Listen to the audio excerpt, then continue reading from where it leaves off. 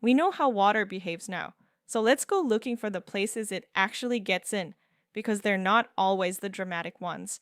A typical drawing of a house might flag around 13 problem areas, and a complicated building has many more. Well, some are exactly what you'd guess, like water working in around the chimney where it pokes through the roof, but others got ignored for years. The humble electrical outlet on an exterior wall is a good example. For a long time, those boxes were left uninsulated and unsealed, a little open wound in the wall that nobody thought about. These days, there are whole systems made just to seal an outlet box for air and for vapor, and they're becoming mandatory. Now, that's the real lesson here. Leaks don't only hide in the big, obvious places, they hide in the small details that repeat 100 times over: the outlet, the joint, the fastener, multiplied across the whole building. Now, here's a comparison that changes how you think about all of it.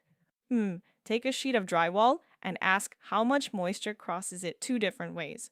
One way is diffusion, vapor seeping slowly through the solid material itself. The other way is air leakage, moisture riding a draft straight through a gap. Put a hole in that drywall just 1 inch by 1 inch, and for the same conditions, you can push something like 30 times more moisture through that one little hole than spreads through the entire sheet by diffusion. Sit with that for a second. A single small gap in your air barrier dumps vastly more water into the wall than the material itself ever would, and that water can hit its dew point and condense inside the assembly. Look, that's why air sealing gets so much attention, and honestly, it's something the industry only fully understood fairly recently. Stop the air leaks and you've stopped most of the moisture. So the air barrier earns the same care as everything else in this topic. It has to be continuous. Every seam, every joint, every outlet sealed, because the assembly doesn't care how good your materials are if air can pour straight through a crack and drag its moisture along with it.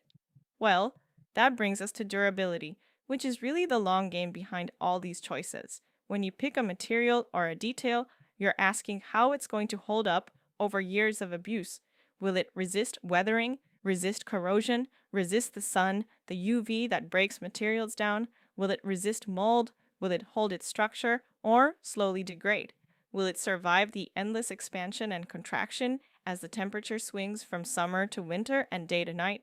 Will it stay airtight, or will it craze and crack and open up paths it didn't have when it was new?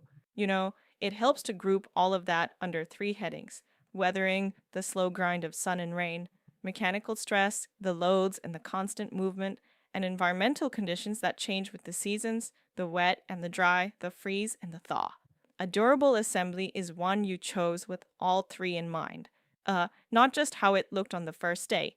So, when you're hunting for trouble, check the small repeated details, not only the obvious ones. Respect how much damage one little air gap can do compared to diffusion, and choose materials that can take weathering, stress, and the seasons for the whole life of the building.